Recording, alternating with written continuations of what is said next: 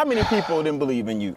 I would say about 13 to 14. 13 to 14. Yeah. And you're like, hey, somebody gonna believe in the vision. Somebody's gonna believe in the vision. And that's what I gotta get people to see, man. I gotta get people to see. The nose is what got you to yes. Jim Rohn said it best. If you do something long enough, eventually a ratio is gonna show up. Oh, wow. That's you awesome. know what I'm saying? That's awesome. And rule number 2 is a ratio tends to want to continue. Yes. So first you 0 for 6, 0 for 7, 0 for 8, 1 for 13. Yes. So it don't matter about the 12. I wish people understood that. Once you get the 1 for 13, we're here. Yeah. You know? Yeah. Sometimes I think we get so deflated because we think that no is the end of it. And I think that what happens is we've been conditioned so long, and it's passed down. People hate when I say it, but it's so true. When you hang around people that are always consistent accepting no, you're going to start accepting. I heard this guy say it was so familiar. He says, "I never seen chickens fly with eagles." That's right. So therefore, That's right. when shout out to the animal reference. Yeah. So when you figure that out, you have to change your surroundings. That's right. That's right. And when you change your surroundings, guess what? Things start to move, and you have to get with like-minded people. That's right.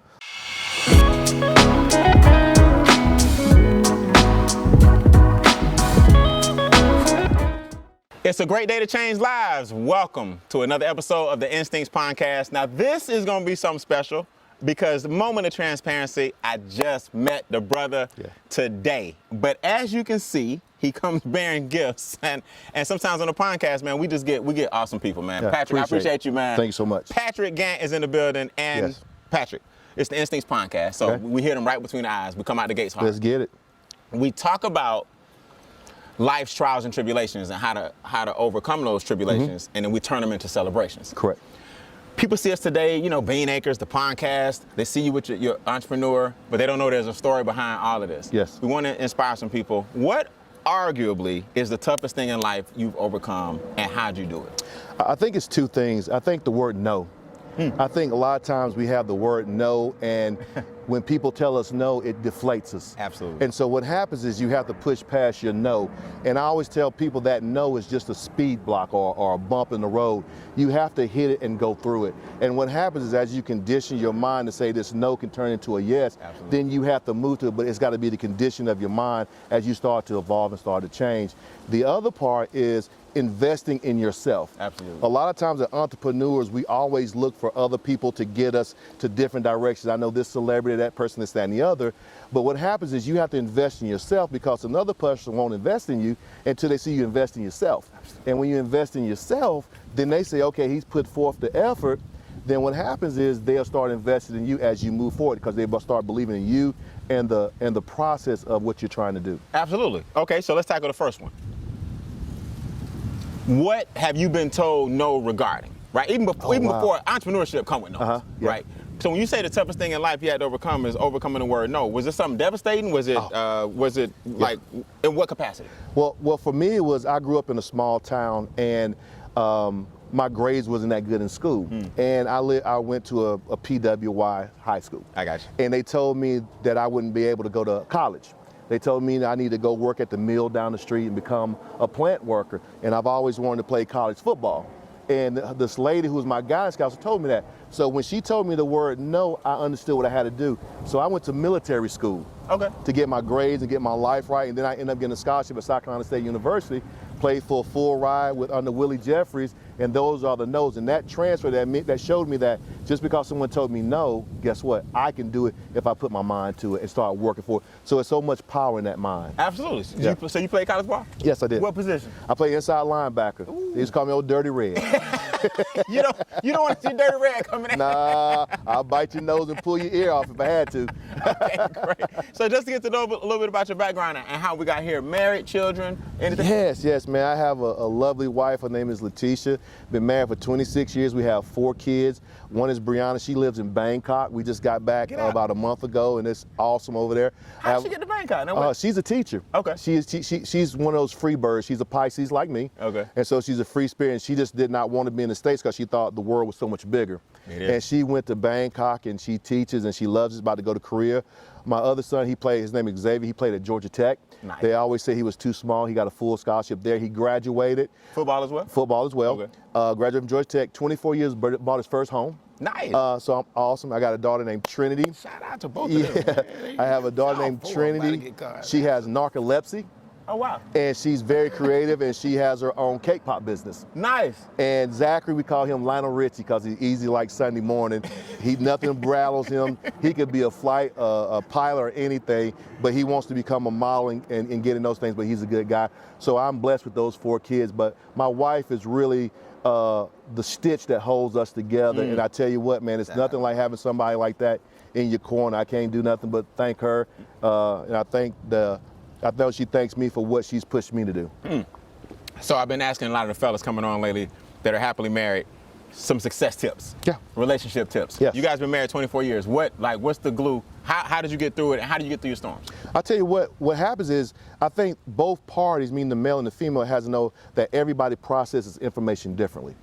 Because what happens is my wife can ask me a question. Before I answer that question, she's asked me 16 more. I find myself answering the 6th one and haven't answered the first one. Okay. And so I told her, hey, babe, you think faster than me. Let me process. Got it. And so when she let me process, we was able to walk through it. But then I had to understand my tone, because I'm deep in baritone, and I can say something that's very nice, but my tone makes it feel intimidating. And so that is a very key. So once we learned how to process information, communicate, then we were able to move in that vein. And then the next thing, it's very easy to say, but we never go to bed angry. And that's what I mean. If she says something that offends me or vice versa, we handle it that day, and I don't hold anything. Okay. She doesn't hold anything. We move, because every day is a new day. Right. So why are we dwelling 6 weeks in the past? How do you, if the argument just happened at 9, how do you get over it by 11? Easy. You have to understand, us as men, we are very prideful and we have a lot of ego. And I'm talking about myself. I'm not going to talk for everybody else. But what happens is, I had to understand that sometimes I'm wrong. And sometimes I'm right.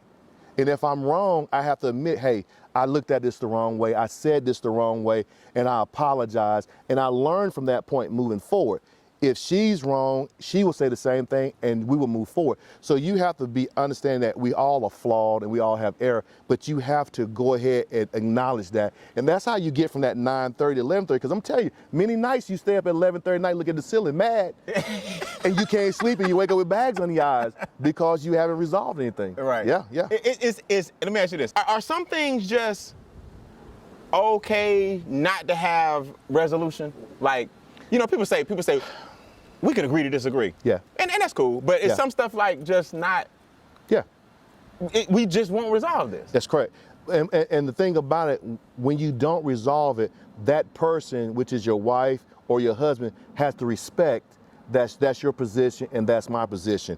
And then don't hold the grudge. What happens is, we try to get people to move into our paradigm, our thought process, but our thought process is not for everybody else. That's true. Nah. So therefore, if we understand that this is how you feel and you're staying on it, I'm gonna respect it. I may not agree with it, okay, but I respect and we move forward. Got it. Yeah, and that's how we move forward. 26 years, man, been together 7 years before that, 35 years, and guess what? I tell everybody this funny joke. If my wife leaves me, right, I'm going with her.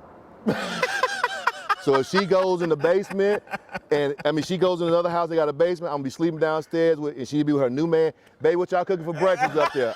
I'm going with her. That's strong, Patrick. I am going with her. Patrick. I'm going with her, period. How do you get to that? How you get to that point where do you feel like, is there such thing as codependent?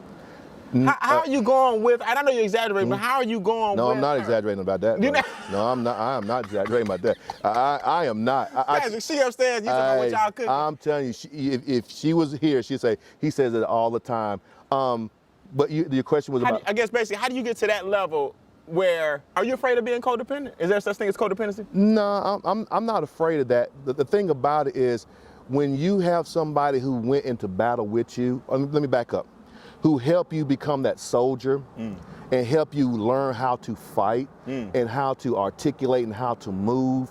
When you go through those storms, you want that person in your corner. You want that person on your 6. That's right. You know what I'm saying? Right. And when you got that person on your 6, guess what? That person is not perfect. I'm nowhere near being perfect, but she's got my 6. So I tell people, I'm not going anywhere. In the line of work that we do, I meet a lot of people, and I see a lot of attractive people. I tell you what, we have to get past that attraction. It's got to be a connection. So because I see somebody beautiful, they can't hold a can of paint to my wife. She might be the beautiful person to that person, but to me, shit. I'm sorry. No, you keep it real. The water does something to people. she's mine, and I tell you, I get emotional every time I talk about it because I still have that love for her 26 years ago to this day. Yeah, no doubt. Card for that, man. I mean, we ain't even gotten to the business yet. That's great. No so worries. I know that. So for a living, we talked a little bit off camera. Okay. Real estate, commercial real estate for a living. Okay. Before the business, and during the business, what line of work? Well, I started off as a high school mathematics teacher. I got a master in business and mathematics, and I was teaching school and I was teaching calculus. And I found out that I didn't really like teaching. I like coaching, but I didn't like teaching. Big difference. And then this guy asked me, did I want to work in the insurance industry? So I became an insurance adjuster. Traveled all over the world and saw all these different things, put my money aside, and then what happens is me and my wife start buying just regular pieces of property. And we start buying property to flip them, to rehab them, this, that, and the other, to create wealth, and then start doing small land purchases because I'm a country guy and I like land. To me, this is phenomenal, man. Thank you, man. Out here, I can just come out here and sit out here and sunbathe all day long and like a big old turtle out here, They call it forest bathing. Yes, that's it. That's cool. it. So you enjoy it. So you started off as flipping houses. That went into land. Are you into commercial at all? I haven't got into commercial yet. I'm looking for a mentor to teach me into commercial. I understood. Because what happens is us as people, we don't have to know everything. We can always hire the people who know more. Fact. But you have to be able to yield to learn from them. And for me, I'm 52 years old, and I'm always willing to learn and understand. Like the thing you're talking about, the things you do, I'm willing to learn because guess what? I don't know everything, but I want to know everything. That's right. That's right. You know? A desire for more. And so after we did that, I teamed up with Steve and Trina Scott. They're one of the co-founders of Southern Edge. Okay. And what happened was back in the days when we was at South Carolina State, we used to make this stuff called Charleston tea. Okay. And we made Charleston tea, just to be honest with you, to get girls drunk. You know what I'm saying? This is in college? Yeah, this is in college. You made Charleston tea to get the girls drunk. That's how this started? That's how it all started. Okay. We made Charleston tea, and it was so strong it'll kill a mule, you know. But we was trying to get there, and we had this thing, this fest that we would rent out this apartment parking lot, and we would invite people to pay money to come in, and everybody kept falling in love with the Charleston tea. And Steve Scott, let's call him Ashley.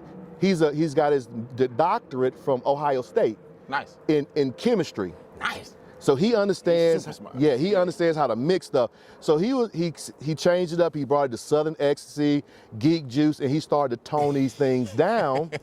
And that's how we developed this drink. And he is the brains behind the mixtures, the textures, and everything. And I've always been on the business side, so he's got me on the business side to move the product. So I'm in my lane. I love it, man. So doing some quick math, we started off just trying to get the girls drunk. That's college. Yes, that's correct. And you told me you're 52. So has this been in development that long? No. So what happens is after college, everybody went their own separate. We started families. Everything kind of fell apart a little bit. And what happened was Steve kept pushing it in another area, but he couldn't get it moving. And we kind of lost touch. And he was like, hey, Pat, I need someone that has your savvy to get it rolling. Nice. So we linked back up probably about 8-9 years ago. He started developing the product because we have 3 different products. We have a salted caramel bourbon, we have a sweet tea vodka, and we have something that's very good. It's called the Ultimate Mixer. It's all fruit juice and it's non-alcoholic. Okay. And what that does is he's mixed so many fruit juices that neutralizes alcohol. So if you like tequila, you like Hennessy, you like those things, you put a splash in, it tones it down where you can drink it. So as that moved forward, we got into South Carolina first. So I worked really hard to get us into South Carolina. We started distributing in South Carolina, started catching on. Then we went to Florida, it started catching on. And I said, hey, listen, Georgia is the Mecca. There it is. This is so many people that's moving. And so I said, well, Steve, what are we gonna call it? We call it Southern Ecstasy. Then we said, oh, that sounds like a porn site. That's risky. Yeah, that's edgy. That sounds edgy. And then I said, listen, man, people in the South, what happens when people start to migrate up north, people in Atlanta making businesses, they have the edge. They have that savvy about them. They have that tenacity. Even that mother who's a single mom who worked all day that needs to relax, she needs to take the edge off. Got it. The dads who's out there who never get any praise, he has that edge to go out, but he needs to take the edge off. So we said, let's call it Southern Edge. Southern Edge. So what we're doing, we're putting tenacity and ambition in a bottle. That's all it is. And that's why we call it Taste the Edge, and it's called Southern Edge. Tenacity and ambition in the bottle. Yes. Now, okay, so let's talk to the entrepreneurs for a minute. Yes. You got a goal, you got a dream. It sparked in college. Y'all lost touch, you picked it back up. Yes. How do we go from idea to conception? How do we get people to package it and actually brand it? How do we, let's talk about the steps of entrepreneurship. You got an idea. Yep. You get a following. Yes. Obviously, people on the college campus start liking it. Right. Now let's just act like the years in between didn't happen. Okay. What's the next step when you come back and say, we got the finished product? Okay. You're talking about leading up to the packaging, Leading right? up to the leading up to packaging, distribution. Okay. Walk a person like myself, like I make my income digitally. Yep. I make my income with investing. I'm also a speaker. So I've never really known the process of getting something from conception to market. Gotcha, I'm with you. You know what I mean? Yes. A hardcore, a product I can touch. Yes. Talk to me about Something that process. tangible. Yes. Tangible, there you go. Yeah, so what happens is after Steve kind of put together the patent for the mixtures. So that's important. We had to kind of, almost like that recipe that's secret. Yes. We had to get that patent. Once he got that patent and we put certain things in it, we actually started to find a distillery. And we looked at different distilleries, but I'm gonna tell you something, be honest with you, a lot of distilleries didn't want to use us because we didn't look like them. There it is. They didn't really want us in that marketplace. And it's unfortunately because we was bringing something for the masses. We wasn't targeting just one group, but what we understood that sweet tea is a South staple. That's right. Everybody in the South. And so what happens is after we found a company out of Florida to start looking at, they started doing the mixtures. Then Steve started working with them about distilling it, bringing down the potency to it, because what happens is we had tea with vodka that was so strong you couldn't drink it. Too much, yeah. So we started toning it down. After we got the price, the bottle that we liked, we did some markup bottles. Okay. And we handed out to friends and families and said, give us your honest feedback, because come on, family would lie to you. They're gonna try to help you out. Yeah. You're looking for a case study, Right. a real case study. That's right. Tell us the truth. That's right. Tell us the truth. And quick note. I noticed early on you talked about the nose. When you finally found the distillery in Florida, about how many no's did you go? Because I want people to hear this. How many people didn't believe in you? A distillery? I would say about 13 to 14. 13 to 14. Yeah. And you're like, hey, somebody gonna believe in the vision. Somebody's gonna believe in the vision. And that's what I gotta get people to see, man. I gotta get people to see. The nose is what got you to yes. Jim Rohn said it best.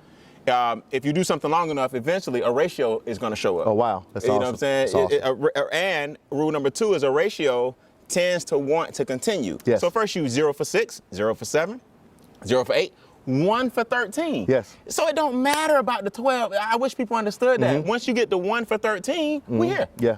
You know? Yeah. Sometimes I think we get so deflated because we think that no is the end of it.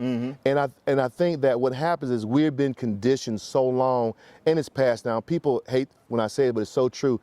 When you hang around people that are always consistent, accepting no, you're going to start accepting. I heard this guy say it was so familiar. He says, "I've never seen chickens fly with eagles." That's right. So therefore, That's right. when shout out to the animal reference. Yeah. You So know? when you figure that out, you have to change your surroundings. That's right. That's right. And when you change your surroundings, guess what? Things start to move, and you have to get with like-minded people. That's right. But getting back to what you're saying about the process. The process. So distilleries, you finally got one in Florida. Yep, we got a distillery, and then the next hiccup was a distributor. Now here we go, another ratio. Another ratio. All the big-time distributors didn't want to push our product because they wanted to push things like Hennessy and those name things that brought them money. But we asked them, we said, listen, if you push ours, we one day will be that. And they didn't want to invest the time in it. Or they wanted to charge us astronomical amount of money that would have sunk us before we got off the ground. Yeah. So we got in a bad deal with one distributor.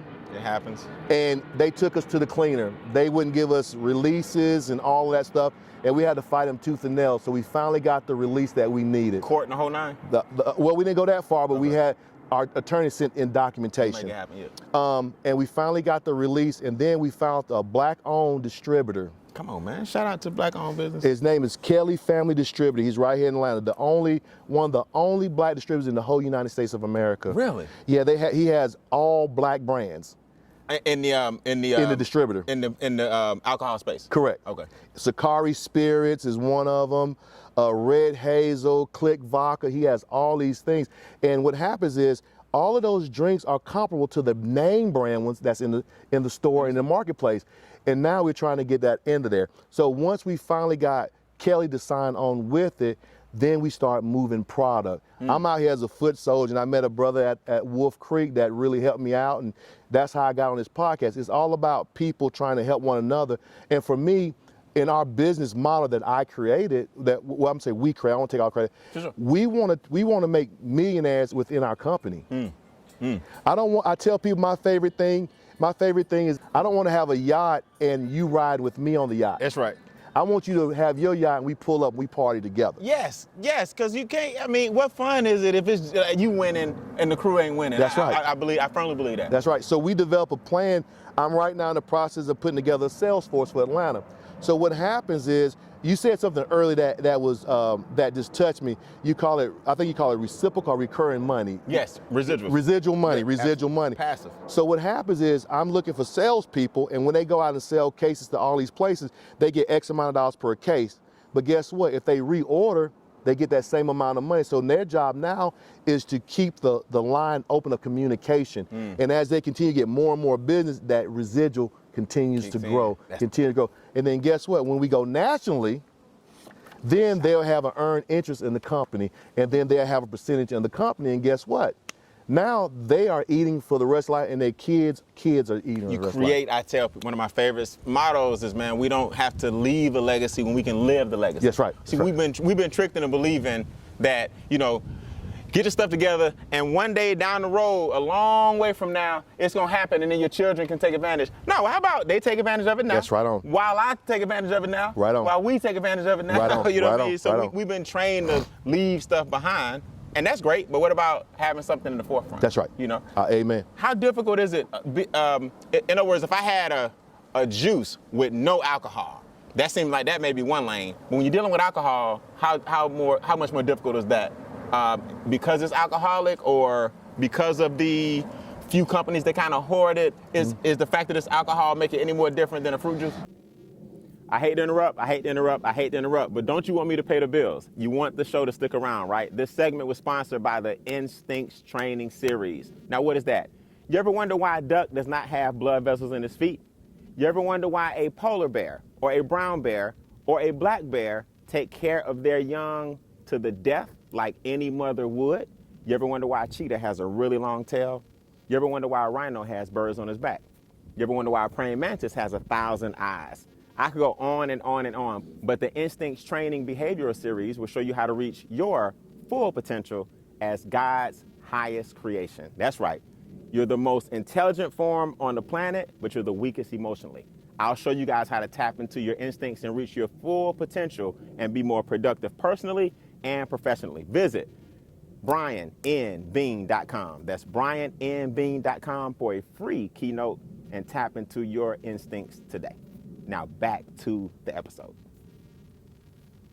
Yeah, what happens is when you have any type of alcohol consistency, you have to go and get registered through the state. And the state has to look at the labeling, the consistency, and everything. And if the problem is, if anything is off, they'll shut you down. Right. And they'll send you a letter, not approved, but they won't tell you what it is. Right. And so you got to revamp and go through it. They won't tell you what it is? No, they won't. It does not approve They for will no not. reason. And then you have other distributors. Once you will start seeing, once Southern Edge really takes off, you'll have other distributors that's going to come at Southern Edge and try to make a ploy for us to shut us down or to slow us down if we don't go with them. Because you have some big heavy hitters out there that don't want new alcohol in their space, because if this takes over, like this is the only brown vodka out there, period, point blank. They have another one, but I'll put it up against anything. And I know people talk about their product, but everybody we've ever talked to is like, man, this is amazing. And it's 60 proof.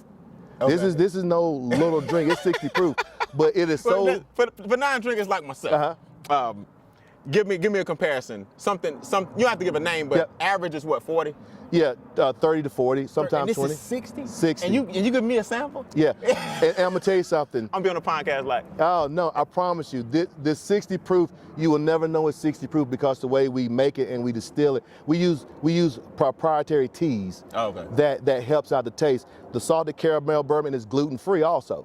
Okay, there it is. Yeah. Shout out to the gluten-free community. And also the salted caramel bourbon is the same proof, and you will never know it.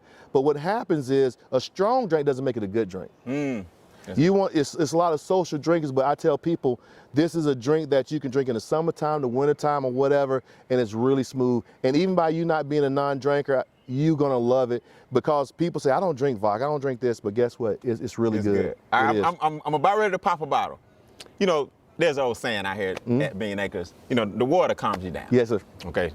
And you know, being a country boy. Yeah. The water kind of make people admit things that they probably wouldn't normally admit. Okay. Let me admit something to you. Okay. Do you know I do not know the difference? I'm 47, Patrick, I'm 47. Okay. Man, I know the difference, but let me just say this. I mix the brands with the classifications. Okay. In other words, cognac, bourbon, whiskey, vodka. I may be right. Those are types of alcohol. Right, correct. Now, I know Ciroc and I don't know, Blue Sky, that's a brand. But it's still a vodka or it's still a vodka though. It's a vodka. I mean, those are brands of vodka. You're correct, that's right. So let me just make sure I got this so I know what I'm drinking. I know it's vodka, but cognac, whiskey, bourbon, vodka, these are types of drinks. I'm not a drinker, help me out. When you say types of drink, I'm kind of a little bit off. Like I like rum. Okay, all right. I can't believe I forgot rum. Okay. Rum is you put rum and pineapple together and I think I'm doing something. So you're talking about rum and an actual mixer. Right. Okay, right. So vodka is a type of spirit, which is a vodka-based spirit, okay? Correct. All right, so what happens is just, how can I explain it? You can put a mixture in it to make it taste different. Right, okay? But I wouldn't put nothing in whiskey. You can put stuff in whiskey though. Can I put something, is cognac a brand or a Cognac liquor? is a liquor. That's a liquor. It's a liquor, yes. Rum is a liquor. Yes. Vodka's a liquor. Yes. Bourbon is a liquor. Yes. These are things that put hair on your chest. Yes. Okay. Or take it off. or take it off. Take hair on your chest. Yeah, take it off. Okay, so what we have here is a vodka, and Southern Edge is the brand. Correct. That is 100% correct. So you would be competing, I'm making sure I got this right, you would be competing with Ciroc. And Hennessy, all of those. Oh, I forgot. Hennessy is a brand. Correct. Of?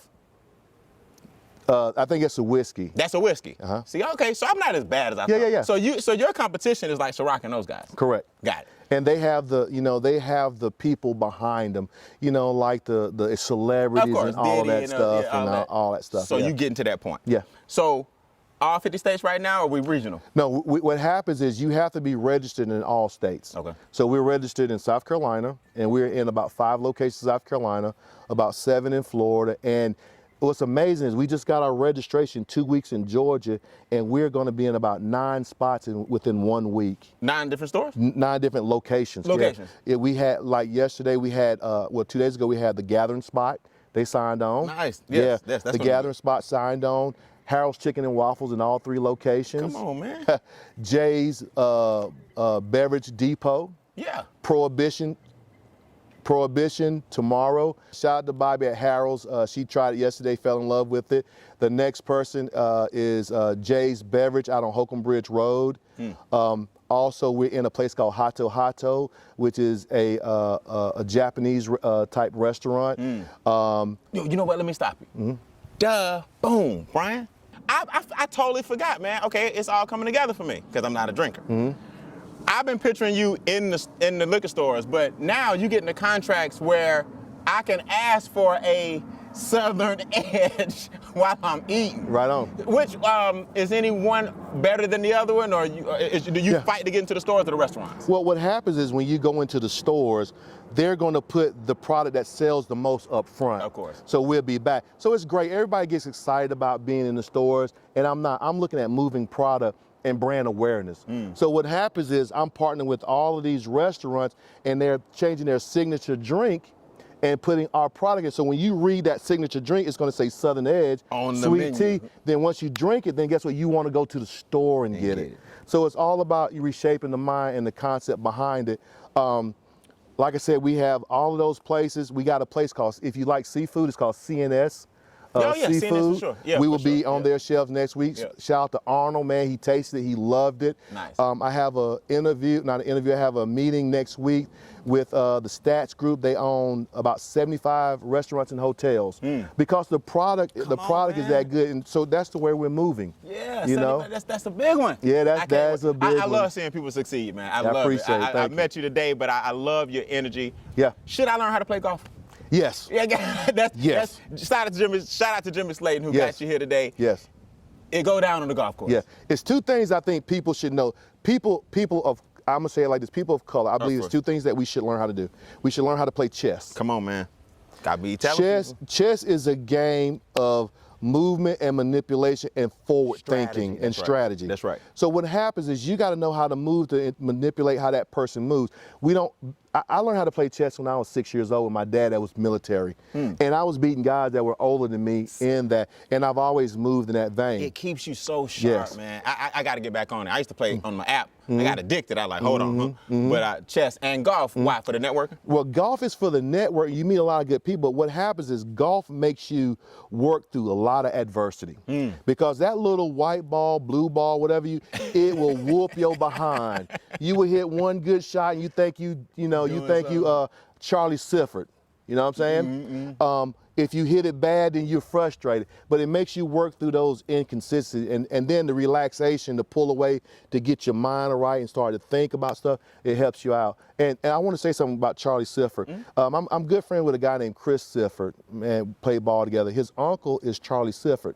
And so when they make Arnold Palmer's, they make it with sweet tea and lemonade. Yes. So I'm working with them to call our drink the Charlie Sifford, which is a black golfer who's well-renowned, but he doesn't get the credit he's supposed to, and Calvin Pete. So we're trying to not just push our brand, but push those names, our heritage, that kind of got us here in different areas. Man, shout out to you reaching back. Yeah. All right, so before we go, Okay. you want me to sample one? Yes, I got All you. right. All right, so this one right here. Got you one back here? Yeah, I got you. This one right here, we're gonna do the salted caramel bourbon first, or the salted caramel whiskey. What I want you to do is I want you to actually just smell it first. Okay. And then I want you to just sip it. This is always great neat. You really don't need any ice. The best thing about our drinks, you don't really need a chaser. Really? No, you don't. 'Cause I'm a chaser guy. Oh, you don't need a chaser. I usually got to put something behind it. Yeah. This one right here, you don't. I promise you. Okay. I give you a bump, like they say in the back of the days. Since you don't drink that much, so I'm gonna give you a bump. Okay, this is the salted caramel bourbon. It's made with caramel pecans, and I want him to taste it. And give me your honest opinion. I know we live. I know we live. Hey, but go ahead and do your thing. I'm going for it. Go for it.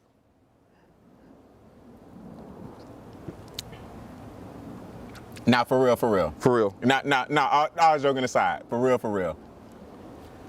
Definitely taste the caramel. All day. With a whiskey. And I am I like Kahlua. And I'm not saying that's in there, but this is something I could sip. And you're right, it doesn't need ice. And I'm not even a big vodka drinker. But this is good. That's bourbon. That's whiskey. I mean, this is the whiskey. Okay, that's the whiskey. Okay. Whatever it is, I'm not a whiskey drinker either. This is good. Yeah. This is good. Yeah. This is good. And I don't need a chaser. You're right. You don't need This chaser. is one of those things that if I'm not careful, this will sneak up on me. Yeah. Because it's smooth. Yeah. Yeah. I make a joke every time. Yeah, this is good. You could, the gathering spot. What's so neat about it, as we wrap it up, is the gathering spot is about to make an eclair, and it's going to be stuffed, and they're going to have a warm drizzle of that on top of their stuff. Harold Chicken and Waffles, they're going to infuse that into their pancakes. And I'm sorry, Forks and Flavors. Oh, shout them out. Oh, Forks and Flavors, thank you so much.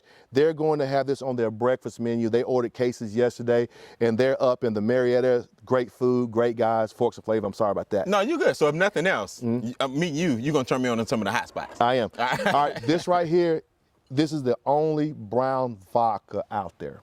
Okay, I put it out there like that. They have other vodkas that's imitations. This cannot be duplicated. I promise you on that. I just drank some whiskey, and now I'm about to drink some vodka. Yeah, All and right. I'm telling you, this right here, I'm going to put just a splash of water in it because to me, since you're not a drinker, it tones it down just a little bit, Okay. but I'm going to do you right. Yeah, I'm not going to be like some of your Man, friends. let me taste it. If you want to water it down, you can, but I'm good with mine. I'm not going to water it down too bad. Yeah, man, come on. I'm going to put a splash. Give it to me straight. I'm going to put it's going to, I put a little bit. Hold on, let me put a splash of water because I don't want you to drive off and then you say, "Hey, Pat did me." You know my drink at this, right? Yeah, you Pat. Oh, that's hilarious. See That's that? just a drop. See that? Just Yeah. a drop. All right. See, I didn't put much water in it because I wanted to put some ice in. Tell me, does it taste not just like sweet tea?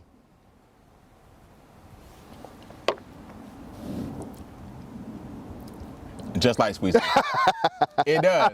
It does. Yes. And I promise you, brown. I only drink rum. Both of these are excellent, man. Both of these are excellent. And you said something that went over people's heads. They about to start infusing it into pancakes. Yes. Different restaurants doing different things. Yeah, they're gonna That's good. the salted caramel. They're putting it on their drink menu and their dessert menu, and then with the tea, they're gonna do spike lemonade, things like that. But the thing about it, what makes it cost effective for a lot of bars and restaurants, you don't have to mix all these different things to make it taste well. So that saves a lot. So these right here, bottles alone, one bottle will pay for the whole case. Yes. Yes. Man, shout out the this is good, man. It Thank does you have so a little much. edge and kick to it. It do at the end. Hey, Yeah. I'm glad you came, man. Thank you so much for having Before us. we go, I gotta drop one more question on you. Yes. This is the Instincts Pondcast, right? Yes. So you see the vibe, being anchors, the pond, we're surrounded by animals. I want to give everybody a tip real quick. I'm gonna tell you this one from the tiger, right?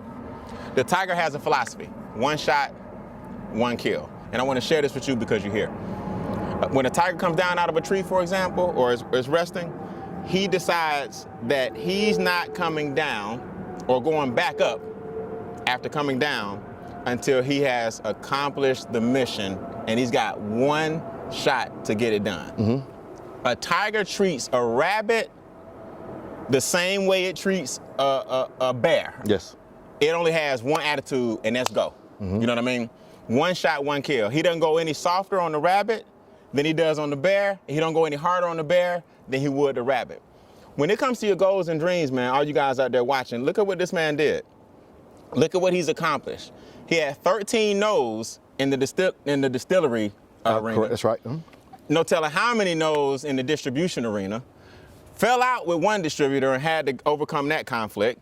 Got the big boys trying to push him out of the arena if push come to shove. You still got some more adversity that you're gonna overcome as you get bigger. But his mentality is, I got one life to live, I got one shot, and I'm going for it. And I just want to encourage everybody out there to have that tiger mentality that no matter what, no matter how big or small your challenge is, you're gonna destroy it. That's exactly what the tiger does. If you had to relate to one animal, what is it and why? Oh man, that's easy for me. I laugh when you pose that question to me. My nickname is Big Pat the Silverback. One of my favorites. And my favorite animal is a silverback gorilla. And the reason why I love the silverback gorilla, if you sit back, he observes a lot. He looks around, but when it's go time, it's go time. If anybody comes in to mess with the family members, he's ready to go. And he's one of the strongest animals out there, and he has tenacity. And for me, that's my characteristics. You know, to me, family, it's not just a saying for me, family is everything to me. Period, point blank. I tell people that my life I live is not my own anymore. It's for my family and the generations to come. I want them to be able to put an oil painting of Granddaddy on the wall and said thank you to him because where we at today. That's it. And that's my mindset. I love it, man. Big Pat the Silverback. Y'all heard from, man. Where can they find you? What's your following IG? Okay, I have it's called Southern Edge Beverage, and that's on IG. That's also on Facebook. That is our brand. Also, you can follow me personally on Megalodon the Great if you want to. I can also get information to you in that sense. And then if you have anything that you want to respond, any stores you want us to be in, hit us up, man. I will be there the next following day. I am that person that is responsive and on time. I love it, man. Hey, the YouTubes drop on Fridays, and make sure y'all check them out. And these Spotify and Apple, podcasts and Amazon and Google and wherever you're listening to your podcast. Make sure y'all check him out. This is Thanks so much. Big Pat the Silverback. Thank you so much. All right, man. Hey, it's a great day to change lives, man. Y'all got there and support Southern Edge. I love it. It tastes great. I'm not even a drinker, but as you can see, I'm still standing. I'm not tipsy, and I can go off 60 camera. proof, 60 proof off camera. I'm gonna have a few more shots. Hey, man, it's a great day to change lives. Y'all get out there. You're God's highest form of intelligence on the planet. All you gotta do now is go out there and tap into your instincts. Thanks. Thank you.